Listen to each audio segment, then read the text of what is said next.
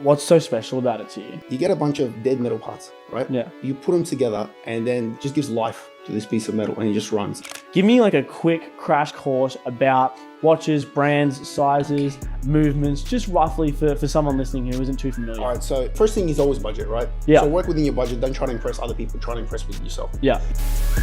Citadel Podcast, episode 4. Welcome back to the Citadel Podcast, where we dive deep into the minds of successful business owners, visionaries, entrepreneurs, and we talk about how they're creating their dream life and how you guys can go about the same. Today, we've got an unreal guest. His name's Dimitri, and he knows everything about watches. He's an absolute watch expert based here in Sydney. Dimitri, how are you, my man? Can't complain. So far, so good. Awesome. Glad to be here. No, I love it. I love it. Now, just to quickly start off and jump into it, what is the dream life for you? What does that look like for yourself? For me, the dream life will have to be something to do with freedom. You know, it has to be the ability to do what you want, when you want, spend how much you want, go anywhere you want without anyone having to tell you what to do and limit you. Of course, yeah. You know what I mean? Like without, being put into a box. Let's say you wake up at this time, you go sleep at this time, and you have to go to work at this time. Yeah, you can just do what you want. Do what you want. That's my dream life. Travel, enjoy life, spend money. How have you gone about achieving that? Well, my entire life I used to work for someone. So everything was scheduled. Everything was regimented. The budgets had to be put in place for what you shop, what you buy, how much you spend, your grocery bills. So I decided to take a little venture about a year and a half ago and start my own business. Yeah. Which is in watches, because this is what I've been doing for the last 5 years. Yeah.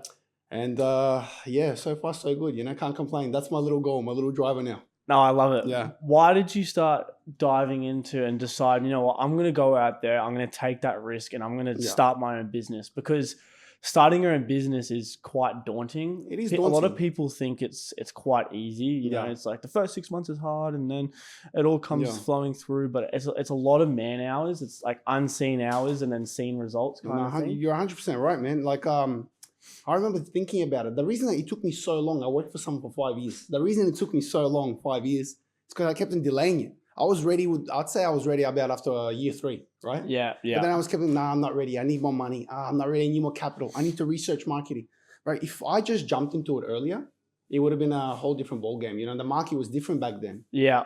But what made me want to start the business is because eventually you realize doesn't matter how much you love someone, how much you work for someone, you're capped. You're always going to be capped. You're always going to be an employee, You're going to be expected to do things without getting paid. You're going to be expected to come in, do love hours, whatever, And you can't achieve that freedom, right? You can't achieve that freedom, man. You owe somebody something. And if you don't go to work, you don't get paid. Basically, that's it. Of course. And so those 3 years where you're like, I think I'm ready. Yeah. Why didn't you take that leap then? It's fear. It's fear. Yeah. It's fear of failure. I reckon that was the main thing, man. Like when you want to go ahead with something, but then you're like, oh, but fuck, all my mates are watching, and if I fail, I should have just done it. Because every failure, it's a lesson, right? Yeah, exactly. So what about fear is scary? What about fear is scary? But that's the thing. With someone who's never failed, just kept on being an employee your whole life, you're not exposed to that element, right? Yeah. I wish I started failing when I was like 21. Because you learn and you're like, bro, this is nothing, Yeah, no, I think failing is the most important thing. Yeah.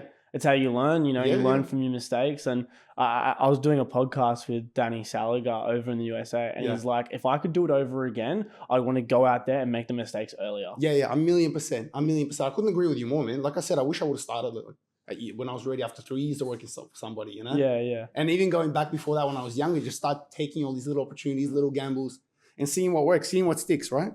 So what were you doing previously before you started doing? Man, I've got a funny run up with life. So I left school when I was 16. I started living by myself when I was 17. Okay. I had all these odd jobs. Like I'd done an apprenticeship in a printing factory, right? Yeah. Then after I left that, after I became qualified, I went to FedEx, also in the factory. Yeah. Then went FedEx in the office. Then decided, I'm capped with money. So I'm going to go to TAFE. I'm going to finish school, get U12, right? Yeah. Then I've done a bridging course, went to uni, started a property degree because, everyone assumes property, there's money in it. Yeah. And then when I was applying for jobs, going to the last levels, ready to get into property, my stepfather says, look, I've got a business. I'm trying to run it. I'm getting old. Can you help me out? And I said, yeah, look, I'll give it a go for a couple of months. I didn't think I was going to like it that much. But then I've always been into watches, into jewelry, I was just about to ask that. Were you into watches before diving into this? I was into them I liked them as a status symbol, as a bling object, how nice it was, how it's made. Because you get a bunch of dead metal together and it makes it run, makes it tick. Yeah, That's actually impressive. It's right? pretty cool. Yeah, 100%. So I was into it that way, but I didn't appreciate it as much until you actually work and hold it in your hands and see all these models and meet the people that buy all these models. You're like, holy shit, it's a whole different world. Yeah, It's a whole different game. Some people have some money to play with it. Some people have some big money. Yeah, it's Some crazy. people are just cashed. You know how we talk about the economy? Oh, it's a bad time, it's a good time. Oh, there's a struggle, there's a shortage of this. There's never a shortage for them. Yeah, there's people spending big bucks out there. 100%. So what did the first few years of business look like? Because I know, when you jump out there, you've just gone from making a bit of a passive income working to then now, okay, I'm on my own. How am I going to put food on the table? Yeah. What did that look like? So I've been in business now for a year and a half, right? So I started the watch business in December 23. Awesome. Prior to that, like I said, I was working for someone and you get money every single week. You had commission, but it was absolute dog shit, because you're working for somebody, right? You're not expected to make that much. So I squirreled and put everything away to start my business. So I expect to make no money within like the first 6 to 12 months. I just wanted to build a website, build a clientele, buy some pieces, maybe sell some stuff or break even, but I didn't expect to make money. Yeah. But I was actually surprised because I was buying the right stock, selling the right watches. I didn't really have that many hurdles apart from stock issues. Yeah, just operating on a small level. That's about it. So stock issues. Yeah. Tell me a bit more about that. So let's say I've got the money to buy more watches. Yeah. But where am I going to buy those right watches? Who's going to come in and sell me a Rolex Submariner a day, Yeah. It's just so difficult. That's why like when you sell one, you're automatically thinking, where am I going to get another one from? You can't go and just buy one. You can't just, that's where marketing is important. Yeah, yeah. You gotta. How did you go about building your inventory and your stock? Like slow and steady, man. I started buying first from other dealers, so the profit margins were absolutely dog shit. But what you want to do is you want to attract the clients, because if you got stock on your website, the client's going to hit you up and go, I want to buy that, but I've got 2 watches to trade. And slowly you grow from that. I started with about 200 grand and 6 watches. Sick. Yeah. And then now we've a year and a half in, we've got about 70 watches. Yep. And yeah. What were those first 6 watches? What did you start with? Stock standard, what everyone loves. So you got your GMTs, like what I'm wearing, like a Batgirl right here. I had a Submariner date, Submariner no date. I had a few smaller pieces, like a few Cartiers, which is my favorite brand. Yeah. And a few Breitling models. So you got to attract all levels of the market. You got a few 5K watches, you got a couple of 10, and then you got the Rolex that everyone's into. Yeah. Because they can't go and buy it in the shop. That's why a resale is important, 100%. Yeah. So you've gone through that process of going from 60 watches, excuse me, to 70. Yeah. How did you go about building that? 70, yeah. Yeah. Yeah, man, just accumulate it slowly. Like, I don't spend money on myself that much. Yeah. I've got my lifestyle, I've got my rent, I've got my car, whatever, yeah? So just continuous reinvestment. Yeah. It's like a snowball. You sell a watch, money goes in, buy another watch. You sell that one for 10, you buy another one for 12, You use the profit to buy the bigger piece up. And what's the biggest hurdle when it comes to buying and selling? Because like you deal with a lot of customers and a lot of different people. Customers, people are different, The biggest hurdle is people see the market rate of a watch and they assume like, why are you offering me $2,000 less? Or if you want to have a crack selling yourself at the market rate, you can have a crack. But if you want instant cash from somebody, that's where you're here, the dealer. Yeah. That's my margin to make, That was the biggest hurdle, I reckon, teaching people about like prices and stuff. Because they see a watch online 50 and they're like, why are you offering me 40? Yeah. You got margins. You got to polish it. You got to take care of it. You got to list it. You got to advertise. You got to pay for the advertising. I got rent to pay, Yeah. No, that's... If they want the 50, they're more than welcome to go on Facebook, sell it themselves. Yeah, 100%. But they want the safety, the security that comes with selling it to a dealer as well. True.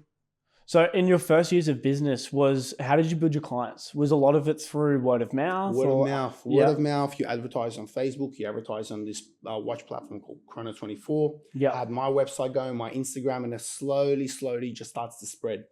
And that's the thing.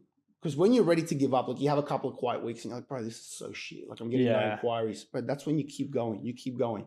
Nothing after month 1, month 2, month 3, month 4, it starts to trickle a bit, Well, that's what makes us business owners different is, you can go through those months where you're not making any money. It's like, I've got to make it work. You've got to figure it out and you've got to get over that roadblock. And I think that problem solving skill is like one of the biggest skills when it comes to business, because a lot of people will find that very scary and daunting. And they're like, nah, I'm just going to go back to work because I'm comfortable. 100%. I really love the saying that you've got to be comfortable with the uncomfortable. So I love to live by that. Is there a saying that you kind of live by? Oh, bro, you know what? There's so many. I read them on Facebook every day, but I don't copy and paste them into my thing, Yeah. But I reckon just the basic ones about not giving up. I mean, you just can't give up, If you want to achieve something, because you got 90% of the people, they're comfortable. Yeah. They don't want to be faced with any hurdles and your dramas and your problems, but there's nothing wrong with that. That's you. You want to be comfortable. I want a little bit more.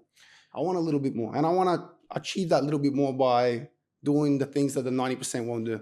And do you think you've achieved that, or you're in the process? I'm in the process of achieving it. It's been a year and a half so far, and I'm doing well, man. I'm covering my rent. I live in the city. Yeah. You know, I got a nice office in the city as well. I'm selling watches.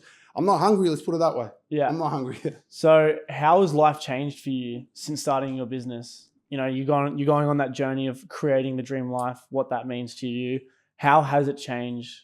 So for me to achieve the life that I want, right? Yeah. Which is going to be like a more loose life, like go out anytime I want, you know, eat whatever time, go holidays to Thailand, Bali, whatever, right? Yeah. For me right now, the main thing I had to change was to tighten everything up. Yeah. So we're talking like, I don't go out for drinks as often anymore. Yeah. You know, everything is more tightly regimented. I go sleep certain time. I wake up like certain time, you know. I'll make sure I've got time to do my emails, time to do my photos, time to see my clients, come into the office, you know, that everything's more regimented. Everything's a little bit tighter now in order to achieve the ultimate long goal. Which is freedom, right? So how are you going about building your team? How many do you have with you right now? Right now, it's just me. It's a solo operation. Yeah. So I buy the watches, I take the photos, I make the listings, and then I sell the watches. Yeah, right? yeah. So everything is done for me right now, but obviously where Cam is helping with the marketing. Yeah, and Supreme Digital coming in clutch. Yeah, he's coming in strong. So he's bringing you a lot of leads. I've been speaking with you. Yeah. Are you now looking at potentially venturing into getting people to help you build that team? 100%. So eventually what I need volume. So if I'm getting more watches and I'm selling more watches and the inventory is growing and the turnover is growing, right? Yeah. 100% you're going to need help. You can't do it yourself. Everything in life requires a little team. 100%. Yeah. So what's the biggest hurdle right now for you to overcome? I need to make more sales. Yep. I need to make more sales, but for those sales, I need more stock. So like I said to you from the beginning, stock is king. So stock is the major issue. Yeah. So how are you going about as a business owner of solving that? How do you problem solve your issues? Same way I started problem solving it from the beginning. It just takes time. It takes time. It takes rollover. If you give me $2 million now and say, go buy stock, where am I going to get it from? Unless you're paying market rates, you know? Where am I going to get the part that gives me the margins that actually grows the business? Yeah. So that takes time in regards to like, you have the stock right now. People come in, people buy, people sell, people trade, and that slowly grows up. Yeah, yeah. But the main thing that's helping it right now will be marketing from Cam. Yes, yeah. So sourcing your watches, you obviously don't go buy from the brands themselves. You'll buy secondhand markets. Yeah. How do you go about sourcing watches, and how do you know if they're reliable? Yep. And I also would love to know is, how do you know if the watch is real, if it's fake, if you know that the person is trustworthy? What does that look like? That's the number one question I get asked actually. So the first thing is like, how do I know authenticity of the watch? Yeah. Right? Everything you buy, doesn't matter who you buy from, whether it's a reseller like myself, or it's a private individual on Facebook, you meet at a watchmaker, you get everything opened up, you get everything checked. Because these days the super clones, they can fake the case, they can fake the box and papers. It's nothing, but you can't fake the movement. So the watch has to be open, has to be checked. When you open the watch, it doesn't decrease the value or anything? No, not at all, man. Not at all. No. Most times they use the same equipment as Rolex does. Most times you can't even tell it's been open, you know? Yeah, okay, cool. So you meet up with the client there, you go through that process, and then you make the deal. That's the reason why I moved into this building. So I've got my watchmaker on level 1. Clients come in, they show me the watch, everything checks out okay, we'll go to the watchmaker. That's cool. And I check a watch from everyone that I buy, every single person, whether it's a return client or a new client. Yeah, that's awesome. So how have you gone about building a trustworthy brand where people can come to you and they feel comfortable purchasing? I think just being consistent with people knowing that I do these practices. Yeah. You know, taking my first time clients down to the watchmaker themselves. I pay for the certificate because if they ask, well, how do I know the watch I'm buying is real? I'll take them down. They'll open the watch in front of them. The watchmaker will go through every single checklist of what's been done, you know, and it builds trust this way. And once you've been a year and a half now, it's slowly, clients already like, they're not asking that question as much, you know? Yeah, okay. Yeah. What are some things that have shocked you or, you know, you weren't expecting when becoming a business owner? Because I know for me, when I first started, I had a real issue of like the Superman syndrome. I felt like I could be everything. Kind of what you're doing right now. I was doing the marketing, I was doing the videos, I was doing the editing, I was doing the filming, I was doing the invoicing, I was doing the emails. And I felt like it's going to be my way or the highway. And I'm like, there's people out there that are better than me and they actually enjoy it. So I need to find people to delegate that work to, because it's obviously going to give them an income and they enjoy it and they're probably better than me at it. 1,000,000%. So I'm in the same boat as you. I'm honestly in the same boat as you. That's why I want to make more revenue in order to hire those right people for the right job. Marketing, photography, doing my videos, that sort of stuff. My social media, Yeah. and the rest I can handle. But the main struggle, like any business owners will face in Australia, the government makes it so difficult for you to run your business. How so? I don't understand why, with taxes, with constant payments. You know what I mean? Like you got to pay for this, you got to pay for this. There's license. always some hidden fee, some bullshit, tax. Yeah. I don't understand, why don't they reward business owners? You're going on your way, you're standing in your own 2 feet, reward them. Give them a lower tax break. You know what I mean? Because they always want their piece of the pie. Always. Yeah. This insurance, that insurance, this license, that, it's ridiculous. So would you say that all the fees and taxes and insurances were probably one of the biggest shocks for you? Yeah, well, you're spending that much to get registered. Yeah, it's ridiculous. So how did you kind of not get around it, but how did you take that on board and be like, okay, cool, I'm going to pay all that? You factor it into the price, and you get a good accountant as well. Yeah, I think having a good accountant is creative massive. accountant that used to work for the ATO. You can't go wrong with that. He's a lifesaver. So you're in the process now. You've been in business for a year and a half. Yeah. You're building your brand. What does your content look like, and how do you think that reflects you as a business owner? My social media content? Yes. I'd say right now it was a little bit forced at first, because anyone that's not used to being in front of a camera, you're just like, oh, here we go again. Trying to make everything perfect. No, it has to be like this, scripted, and people can see that you're trying too hard. Yeah. So right now I'm moving to the thing of just being more relaxed with it, having some fun with it, just going with the flow. Did you find that hard to overcome? Because I know that a lot of people, as soon as there's a camera in their face, they're like, oh my God, I don't know what to say. I did. Yeah. Because I like to make things look good. I like to make sure they're perfect. You got a camera in your face, like, tighten up straight away, everything gets a little bit too real. Yeah. You seem like a bit of a perfectionist. To some degree, I wish, but I'm really not, man, straight out. So you are, but you aren't. Yeah. Yeah. What do you think the biggest flaw in yourself is? Is it perfection, OCD? Like, what's something that you've had to overcome? It's what you mentioned, the Superman syndrome, how you think everything has to be done by you, and you're the best at it, and my replies and email are the best, and no one can handle a job or a client like I can. Everyone's shit, I'm the best. But put that aside. To be fair, I think ChatGPT is better at sending emails than I am. 1,000,000%. They restructure all my emails. Yeah, same here. No, I've definitely started implementing AI. Yeah. Speaking of AI, in the watch world, how are you implementing that with your own business? Are you utilizing it to the best? Sometimes I do. It's actually so for example, certain models, right? Yeah. I'll just type in this model, how many are available on Chrono 24. It'll go, let's say there's 30 watches of this exact model available on Chrono. I'll say, how many are available with this year model? It'll funnel it down, and then I'll say, what are the prices that they're going for? And they'll say they're going for 20 to 25 grand. So I know where to buy. Yeah, it's really good for like market research. Yeah, it's super easy. It's super easy to use. The only issue with this, most AIs aren't updated to right now 2025. They're using 24 data, using like a few months beforehand. Yeah, you need something current. DeepSeek's pretty good with that. Yeah. So I want to take a bit of a step back. Yeah. What about watches do you love? Because personally, I love the watches. Yeah. But, you're saying you love, how they're built, how they all come together. Well, but, you've embarked on a journey of now selling watches, which is a huge thing. What's so special about it to you? And you know what's special? It's like you get a bunch of dead metal parts, right? Yeah. You put them together, and then it just gives life to this piece of metal, and it just runs and it works. Yeah. You got to really, really admire the craftsmanship of it. And then you got to look back at these brands. Some of them are like 100, 200 years old. Like Patek, for instance, Vacheron Constantin, one of the oldest watch brands. And it's amazing what they do, the complications that they have. It's not just like, oh, I can tell the time, my iPhone tells the time. That's all the comments I see on Facebook for retards, right? This is something different. This is something special. Yeah. Yeah. And what about the people you meet when selling these watches? Yeah, that's the best part of the job. That's what I was kind of leading to, yeah. I've met some amazing people from Perth, like high net worth individuals. I've met the best restaurant owners in Sydney. Yeah. Like run the best restaurants. Rockpool, the Cart, it's ridiculous. Your network would have skyrocketed. But it gives me goosebumps right now thinking about it, that I'm in a position to meet these quality people. Yeah. And don't get me wrong, you meet a lot of shit cunts as well, but you meet a lot of quality individuals, man. Yeah. And you're truly blessed. Your network is your net worth. I love that saying. Yeah, I like that one as well. That's why until I've just recently parted with it, we started growing the entrepreneurial community. Yep. I love meeting people. I love networking. And that's one thing I love about my occupation as well in videography is I always get to meet someone new. I get to like kind of dive deep into what they want the camera to see and their vision, and then I can make that a reality. Yeah. And for me, that's something that's like so special, is like in time I can just capture this one moment and it's there forever, and I can make it how I want for them to see it. And I find it really cool. That's beautiful. Yeah. For someone getting into watches, because like me personally, I like watches, but I don't know a whole lot about it.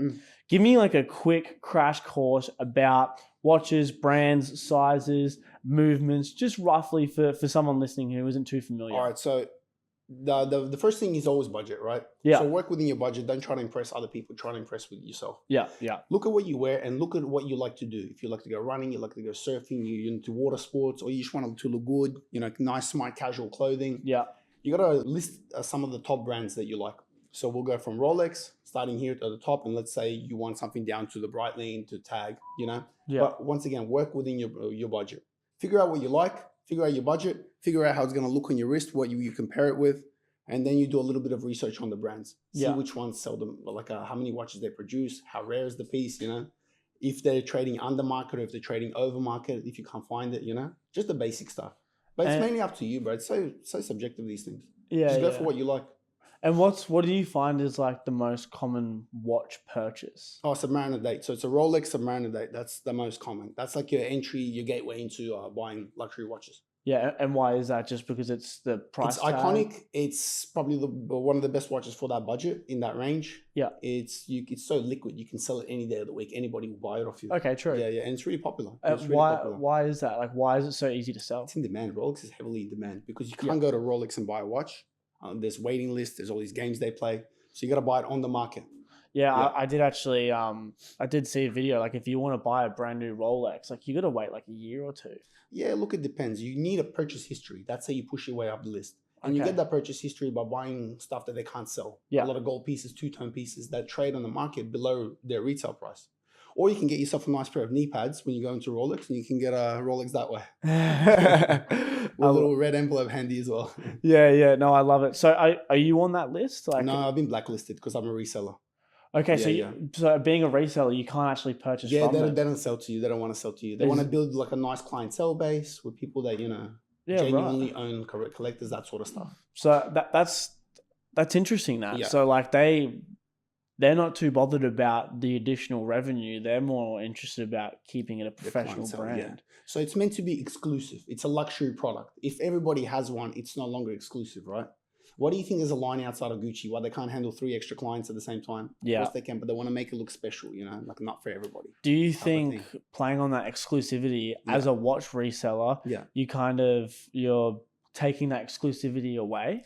No, if anything, their exclusivity adds to our business. You know what I mean? Yeah. Because you can still achieve the same exclusivity. You're just paying a higher price now. Yeah. So they're giving our business hype because we are reselling their products, which they make it so hard to get an exclusive, right? So you have, the Rolex. Would you put a bit extra because it's more accessible for someone to purchase from you? That's exactly it. So I'm not buying it at retail price. I'm still paying over. So let's say you went into Rolex and you bought a Submariner for 17,000. Yep. You're going to come to me. I'm going to give you 20 for it. And then I resell it to a client for 22. Okay. Yeah. So, right, that's interesting how that works. But for me to actually get on that list and purchase that watch, it'll be next to impossible for you right now to walk in. As a 21-year-old, there's no chance. They basically just say, get out. Yeah, get out. Unless you got some internal connections, unless you've been buttering up the sales reps, there's no chance, Yeah. So even if I just walked in there and there was one on display and I was like, oh, can I have that? They won't have it on display either. They'll have the rubbish on display that nobody can buy, the gold models, the two-tone models. They won't have the popular stuff. Yeah, the right. Stainless steel sports professional models, they won't have that on display. Yeah, that's interesting. That I really like that. So what's your favorite watch? If you could have anything right now, what would you take? Anything at all. I'll go with the Patek Philippe Rose Gold Nautilus 5711 Rose Gold. Yeah, it's just such a unique piece. Yeah, it's class. It's pure class. Just quickly playing on the watches. What about the for me, I can't fathom the price tags on some of these watches. I saw the Tiffany & Co. Patek. Yeah. They're going for like, I think, what is it, 1 to 3 million? Yeah, so the Tiffany color Patek, they're for about like 2 something now. Why? Yeah, it's because there's only 175 made. It's a status symbol, right? So if you got one of them, it's the biggest flex that you could do. Yeah. Like Saudis bought like 10, 15 of them at one time, That is insane. It's mental. You're just showing somebody like, look at me, I've made it in life. That's who I am. Yeah, you're like, yeah. Yeah. So, It's not to tell the time. That's definitely not to tell the time. yeah. And what's your opinion on like Richard Mill? I personally don't like them, Okay. but I respect the engineering, the machining. Yeah, I don't like the price tags of them. It's funny. This might be a bit of a controversial statement, but I showed my dad a Richard Mill at one stage, and he was like, "Oh my god, that's a nice Lego watch." Yeah. No, that's true. That's true. They look like a toy, right? Yeah. And they weigh nothing as well. But look how much they cost, 2-3 mil. Yeah. They're worn by all the celebs, so they got all the celeb clout, you know. Yeah, they got all the hype around the celeb. Nadal wears one. Yeah, it's just ridiculous what they do in sports. What don't you really like about it? I don't like the way it looks. I don't like the K shape. I don't like how it weighs nothing. I don't like the rubber straps. If I'm gonna wear something, I want it to be the rose rubber gold, straps kind of metals. threw me off a bit. Hey. Yeah, bro, but it is what it is, you know. Yeah. For me, I still think they were created to launder money. That's all it is. You know? Yeah. Nah. Fair play. How are you gonna get 3 million across the country? You just wear a watch, boom. Yeah. It's true. Yeah, true. Fair enough. Where do you see business for you in the next 5 years? If everything's going well, 5 years later, where do you see yourself, and how do you see your life changing in order to create your dream life and achieve what you want to achieve? So what was my dream life? Freedom, right? Freedom, correct. Freedom, just do the ability to do what I want, when I want, not to be boxed in. So if everything keeps snowballing the way it is now, and it keeps growing, and we get to 100 watches, we get to 150, obviously a few employees to do what I usually do, and my involvement is going to be minimized, and then I can do more traveling, go see Australia, go see Asia, do what I got to do. You know, that's what I want to do. I'm not here to become the biggest, the baddest, multiple branches. I'm trying to be the most consistent watch dealer, have consistent stock, have quality clientele, and spend time myself. I love sports. I love to look after myself. I love to eat, and I want to travel. I haven't had a holiday in 9 years.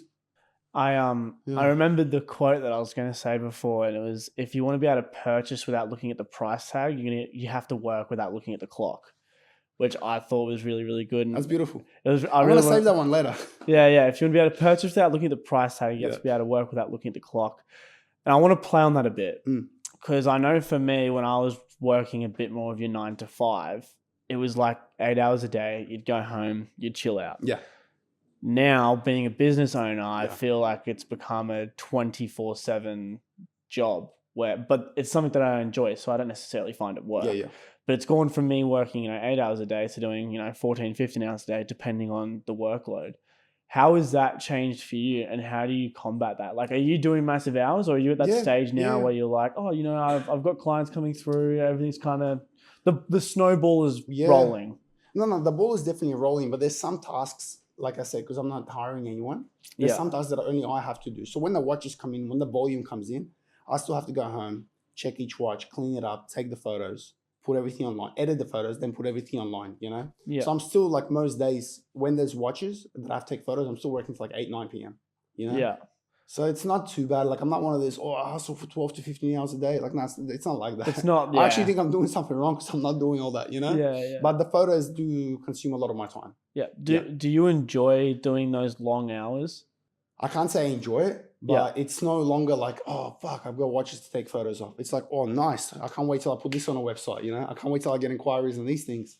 Yeah. You know what I mean? So I know what you mean. I think that the whole process, even with myself in work, when it comes to editing videos, sometimes it's like, oh, I don't want to do it. I know. But then there's some videos where I'm like, oh, I could edit this all night. I was editing. We just went recently to the USA. We had a massive opportunity over there. Took a huge risk. We booked this flight within 24 hours, and us 4 boys were on a plane to the USA. That's mental. And I think that's one of the biggest things that I'd like to dive into in a second, is taking risk. But we took that risk, and I'm currently editing the video, and I just don't want to stop. I don't want to sleep. It's quality. It's quality, I want to get done. You've finished doing what you did for work, and you've jumped into business. How important do you think it is for someone to take risk? If someone's listening right now, someone wanted to create their dream life or embark on the journey of entrepreneurship, what would your go-to piece of advice be for throwing yourself in the deep end and just taking that risk? Yeah. It's a really good question, Yeah. I can't just turn around to someone and say, just do it. Like, because you don't know anyone's personal circumstances, right? Of course. But when you feel you're safe enough, don't go, oh, I need a little bit extra. Because like I said, I wasted 2 years when I could have left after 3 years. I waited 5 years until I was ready. You're never really ready. You're never going to get to that point where you're 100% cemented, 500K in the bank, rent's paid, cars paid, everything's done, There's never a right time. There's never a time. Like, it's never a right time, man. And the sooner you do it, the sooner you'll make the mistake, and the sooner you learn over time. You'll become more resilient, more stronger, and that's it, man.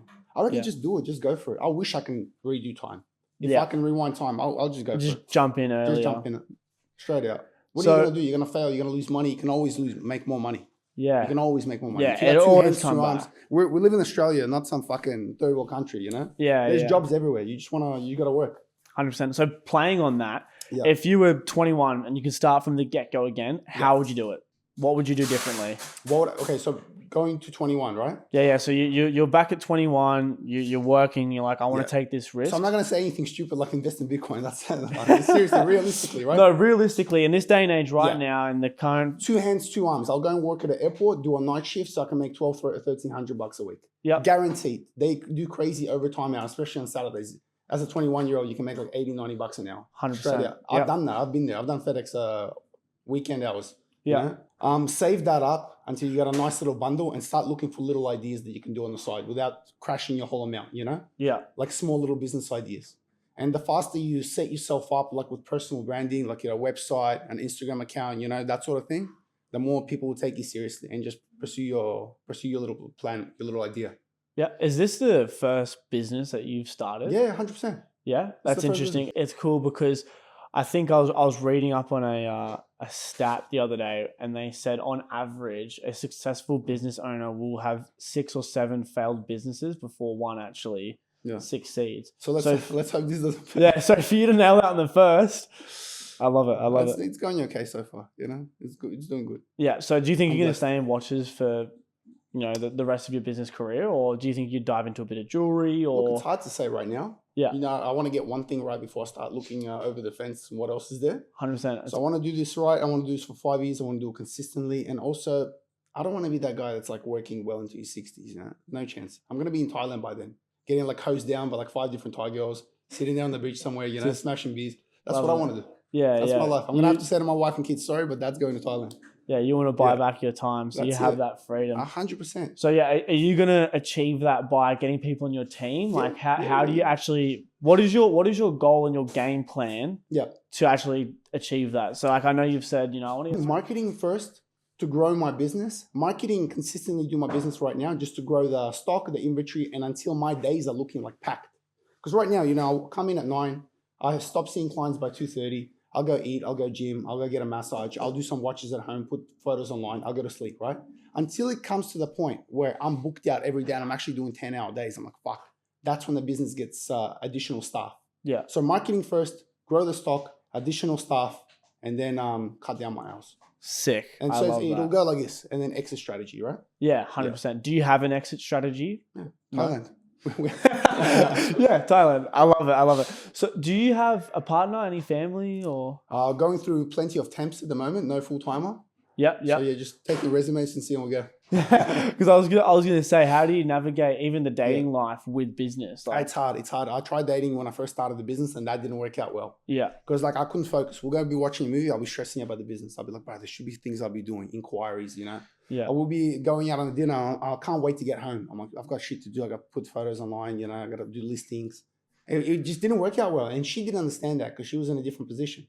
Yeah, you've got to choose. Job finishes at a certain time. Drinks on Tuesdays, whatever. You know, it's. Your partner really can play a massive part. Oh, yeah. I think you have to choose really wisely. I think finding someone who like really understands 100% is huge. So is that something that you've struggled with, finding someone who understands? Yeah, someone that's in the same position maybe, or someone that can understand what you're going through, because this is all on you. Yeah. If I go and get pissed on Tuesday, I'm not going to come into work on Wednesday. And if I don't come into work, I don't make money, right? They don't understand that. They can rock up to work hungover, they'll still get paid. If they pull a sickie, they still get paid. Yeah. So you got to remember these little things. That's why my health comes first. Yeah. I really look after myself well, and I make sure I can keep working, coming in on Saturdays, Sundays if I have to. Yeah. So and they need to understand that as well. If they don't want to, it just doesn't work, you know? Yeah. So do you want to have kids? Yeah, 100%. I probably already have. Yeah. I'm joking. Lady boys can't get pregnant. Yeah. Oh, man, if you want to retire over there in Thailand, you're going to be careful, right? I've only been tricked once. and 5 times and 6. No, I was just about to say, so what did that look like? Nah, that's really awesome. I really love it. So yeah, how do you go about overcoming, mental blocks? Mental blocks in what regard? Like with business? Yeah, well, with business, of course, like, you need to set goals. You got to set your goals. You have to know what you're going to be doing every single week. I'll make sure I fill out my calendar straight away so I don't have to think about it, so I know what I'm doing. My days are pretty much the same. My regiments are the same day to day. So I can't just sit it on the back and be like, yeah, Netflix, Squid Games season 3 is out. Let's fucking do this, yeah. Nah, you have to set a time for everything. So I know what I'm doing like today. I know what I'm doing till 3:30. Then I've got my free time. I know what I'm doing tomorrow. I've got my days planned out on Sundays as well. Yeah. So what does goal setting look like for you? Small goals. You can't. I can't go to you like the 5-year goal. Yeah. That's a dream. That's not a goal yet. That's a dream. That's what I want to accomplish. Yeah. But my goals are small, man. Like sell this many watches a week. Make sure you reply to every email at the end of the day. Make sure you cook for your meals every day. Go to the gym these days. Once I hit that, I actually feel good. I feel like I'm on a high. 100%. And that translates to the way I serve my clients. I've got motivation to do it. Yeah. But if I just go home, fuck around, get pissed, do nothing, it's not the same, bro. I wouldn't want to come in and I wouldn't want to be open and happy with people, Well, that's discipline, right? I guess so, How important do you think that is? And is that something that you've had to overcome? That's been my thing since I was younger. Because when you're forced to live by yourself when you're 17 and you're doing an apprenticeship that pays you fuck all, like $400 a week, and your rent's $220, you got to make sure you manage everything correctly, So what does discipline look like for you? How have you used discipline to your advantage? You got to be regimented like a soldier. So that's my thing. You wake. I'm not talking shit like some fucking SAS, but you wake up early, you go to the gym, you know what I mean? You eat your meals on time. You go to work, you know what time you're going to work, what time you're having your dinner, what time you're going to sleep. Very simple stuff. Have a bedtime routine, have a skin routine, have a food routine, and have a gym routine. That's it. I love it. Yeah. I'm really excited to kind of shadow you for the day and see a little bit of what your day looks like. Yeah. Just so in a verbal way for those listening that might not watch the Uncovered. What does a day look like for you from start to finish as a business owner? What's that process like? I'll give you a easy breakdown of today, for instance, right? Yeah. So I woke up at 6. I went to the gym. I finished the gym. I didn't eat. I had food after the gym about 7:30. I got into work. I had a shower, got ready, put on my clothes, set my thing, checked my calendar. Came in for the first client at 9 o'clock. You boys came in about 9:40. I went and had breakfast at 10:30. We're doing this podcast now. I've got Pilates from 12 to 1. Yeah. I'm going to come back and see a client at 1 o'clock, see another client at 1:30. We're going to run down the street, pick up a watch that's getting delivered from Brisbane today. Exciting. Another street. So we're going to get that checked out, authenticated. Yep. Then we're going to go back to the horologist and we're going to pick up 2 watches that are getting polished. Awesome. And then we're all going to sit down and have a whiskey because it's Friday. I love it. I mean? And then afterwards, I got dinner at 6 o'clock. I'll be back home by 8:30. That's when I do my Netflix time and then go to sleep at 10:30. I love it. Easy, man. And then you wake up in the morning, you're fresh, you go hit the gym and you enjoy your weekend. If I've got no bookings. But that's my normal day on a Friday, let's say. Yeah. That's awesome. But during the week, it's pretty much the same. You wake up, you go gym, you eat, you do work, you eat. It's routine. It's routine. It's routine. 100%. It's the same thing, man. Absolutely. Yeah. Now, before we finish off, is there any, quote or piece of advice you'd like to leave any of the listeners with before you go? Yeah, bro. You know what? I reckon another thing, you got to surround yourself with like-minded individuals. You have to surround yourself. Your network has to be the same type of guys, same mentality. You remember that old saying, show me your friends and I'll show you your future? 100%. If you hang around with fucking lowlifes that keep on dragging you down or feel jealous for you and or question everything and scared of everything, you're going to be the same little bitch. You're going to be like, oh, yeah, I shouldn't take that opportunity. I shouldn't do that. Oh, I shouldn't try that. No, bro. Surround yourself with killers and you're going to become one. It's so interesting you say that because I try to refrain from saying it on the podcast because I say it so often that you are the sum of the 5 people you surround yourself with. Yeah. And I say it all the time. It's funny you bring it up because, I always say if you surround yourself with 5 millionaires, you'll be the 6th. Yeah. If you surround yourself with 5 drop kicks, you'll be the next one. Yeah. And I want to play on this really quickly. How have you chosen your tight-knit group of friends? Based on work ethic. Yeah. So I deal with for example, my friend Dixon, he works 12-hour days. Yeah. He does 12-hour days every fucking day. He'll go home at night and he'll do polishing watches till 10 p.m. Isn't that right, Dix? Yes. He legit. He doesn't sleep. He'll work 1 in the morning. Yeah. My other friends that are in the same industry, they'll do invoices 7 p.m., 8 p.m. while I'm out eating. I'm like, fuck, it makes you think, is there more I should be doing? They're all hard workers. They're all hardworking individuals and they're all successful in their fields. Yeah. And that's really inspiring to somebody who's just starting, you're like, fuck, bro. He's done that in that many years. I can do that too, you know, if I work as hard as him. Yeah. I love it because I've got that bit of the entrepreneurial fever of kind of like where I'm doing all this work and I'm working super hard and I know that I'm doing things and I'm making moves, but I always feel like I'm not doing enough. Oh, you and me are the same. Yeah. I'm always like that. I feel like, bro, I'm always going out to eat. Like I eat like 4 times a day, you know? Yeah. Is there more I should be doing? Is there more clients I should be seeing? But everything has got timeline as well. They've got timing, you know? So you can't just be like, I'm going to do 15-hour days. But bro, if there's nothing to do, there's nothing to do. Yeah. If you've done everything you can within 5 hours, good for you. Go for a walk, go get a massage, you know? Yeah. I love it. Yeah. Where can people find you? Instagram, website, watchbiz.com.au. Yeah. My Insta is the Watchbiz in Sydney. And that's it. Just reach out, contact me. If you need something, you want to watch, you want to buy something, you want some advice. Reach out. Simple, straightforward. Absolutely. Awesome. Well, look, Dimitri, thank you so much for jumping on the podcast. Thank you for having me. Awesome. Thank you guys for listening. We will catch you in the next episode. Oh, good. Let me know how that goes. Yeah, 100%.